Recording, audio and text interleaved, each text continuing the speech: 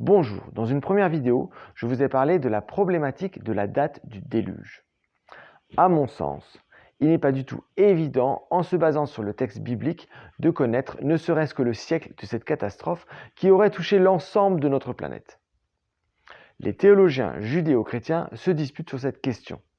Les hypothèses vont de 2106 avant Jésus-Christ à 3500 avant Jésus-Christ. Ça fait une sacrée incertitude, vous ne trouvez pas ? Il y a plus de 10 ans, lorsque j'ai entendu parler de la dendrochronologie, je me suis dit qu'il serait intéressant d'essayer de trouver la date du déluge à l'aide de cette science. La dendrochronologie est une méthode scientifique permettant d'obtenir des datations de pièces en bois à l'année près, en comptant et en mesurant la largeur des cernes des arbres. Comme vous le savez, on peut connaître l'âge d'un arbre en comptant ses cernes de croissance. Mais on peut obtenir d'autres informations. Deux arbres d'une même espèce et d'une même région vont grandir à peu près de la même manière. C'est-à-dire que lorsque le climat le permet, ils vont produire un gros cerne. Alors que si les conditions sont défavorables, ils vont produire un petit cerne. Les dendrochronologues vont étudier ces variations et vont être capables d'établir une corrélation entre ces arbres qui ont vécu au même moment. Plus vous aurez des échantillons d'arbres, plus vous allez construire une dendrochronologie solide.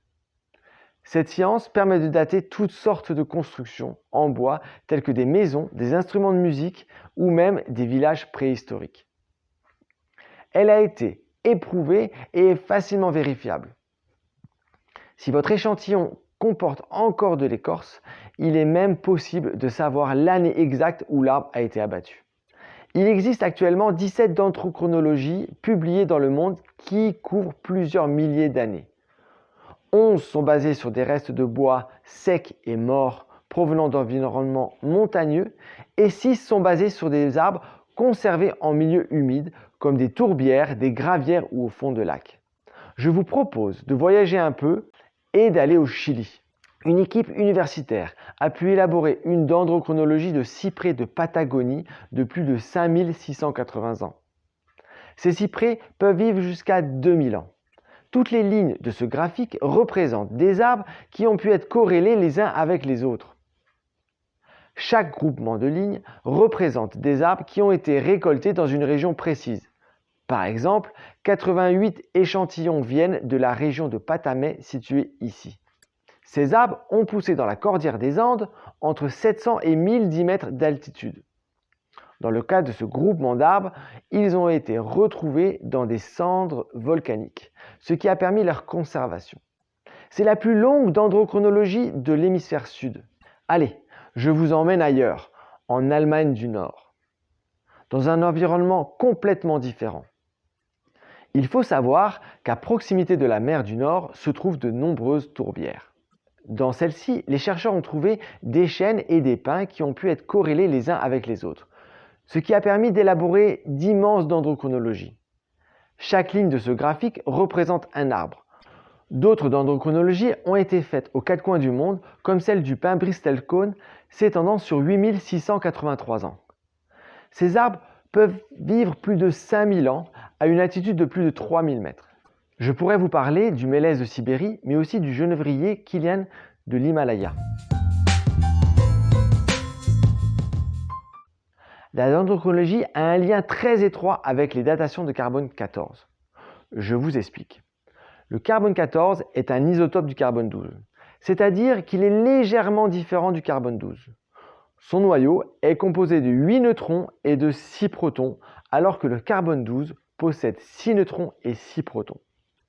Dans la haute atmosphère, le gaz atmosphérique composé principalement d'azote et d'oxygène est bombardé par des rayonnements cosmiques libérant des neutrons par réaction nucléaire, ce qui transforme l'azote en carbone 14.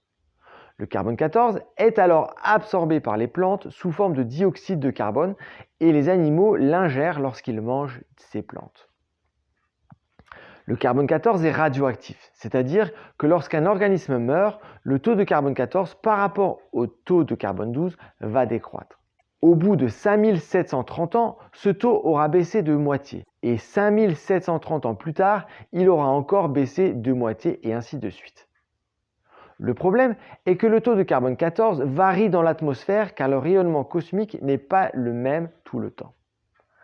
Mais comment peut-on savoir quel a été le taux de carbone 14 dans l'atmosphère il y a 1000 ans? La solution est d'utiliser la dendrochronologie. Certains laboratoires se sont mis à mesurer le rapport carbone 14-carbone 12 dans les cernes d'arbres dont l'âge était connu, ce qui a permis de calibrer la courbe radiocarbone. Grâce à cela, les archéologues peuvent dater les restes d'organismes vivants morts il y a des milliers d'années.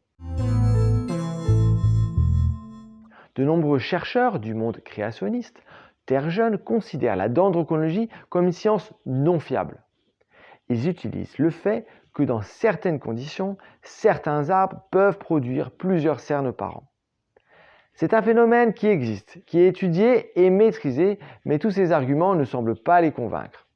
Ce qui me fait de la peine, c'est que de nombreuses personnes leur font confiance et pensent que la dendrochronologie n'est pas une science fiable. Alors j'aimerais préciser quelques faits pour que vous puissiez en juger par vous-même. Voici une coupe microscopique d'un échantillon de sapin. Comme de nombreux résineux, ces arbres produisent de grosses cellules au printemps et des cellules de plus en plus petites en été. Les arbres de l'hémisphère nord poussent au printemps et en été. Donc ils créent leurs cernes fin août en produisant des petites cellules. Il peut arriver que, pour des raisons climatiques, l'arbre soit ralenti dans sa croissance et produise des petites cellules en mai, mais repart de plus belle en juin. Ce qui va créer un cerne qui pourrait être interprété comme une année en plus.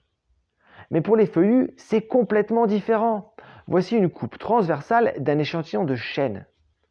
Il produit de grosses cellules au printemps pour fournir un maximum de sève, ce qui permet à l'arbre de reverdir rapidement. C'est cela qui crée le marqueur de cerne. Étant donné que les feuillus ne produisent des feuilles qu'une fois par an, il est logique qu'un cerne représente une année. Par conséquent, je ne suis pas d'accord avec l'argument de la plupart des scientifiques créationnistes qui soutiennent que la dendrochronologie n'est pas fiable à cause de certains arbres qui peuvent produire plusieurs cernes par an. Car ce n'est tout simplement pas le cas des feuillus des zones tempérées. De plus, un autre élément a confirmé mon point de vue sur la dendrochronologie. Je voudrais parler des événements de Miocqui. Il y en a eu 5 dans l'histoire. En 7176, en 5259 et 660 avant Jésus-Christ. Et en 774 et 993 après Jésus-Christ. Ce sont des pics de radiocarbone dus à des méga-tempêtes cosmiques. À ma connaissance, cela n'a pas eu d'influence sur le climat, mais ces événements ont pu être détectés dans les cernes des arbres. D'une certaine manière, cela a corrélé toutes les dendrochronologies du monde entier. S'il y avait quelques erreurs, les chercheurs s'en seraient rendus compte. Donc aujourd'hui, je pense qu'on peut se fier aux datations faites par dendrochronologie. En réalité, je pense que la plupart des scientifiques créationnistes rejettent cette science car elle ne correspond pas à l'image qu'ils se font de la création. En effet, nombre d'entre eux pensent que la Terre a été créée il y a 6000 ans, alors que la dendrochronologie contredit ce postulat en datant certains arbres à plus de 12 000 ans. Dans un prochain épisode, je vous expliquerai plus en détail mon étude qui me permet, à l'aide de la géologie et de la dendrochronologie, d'avoir une idée de la période où s'est déroulé le déluge de Noé. Si vous voulez en savoir plus tout de suite, je vous invite à lire mon article et mon livre dont les liens se trouvent dans le descriptif de la vidéo. N'oubliez pas de liker et de vous abonner. À bientôt!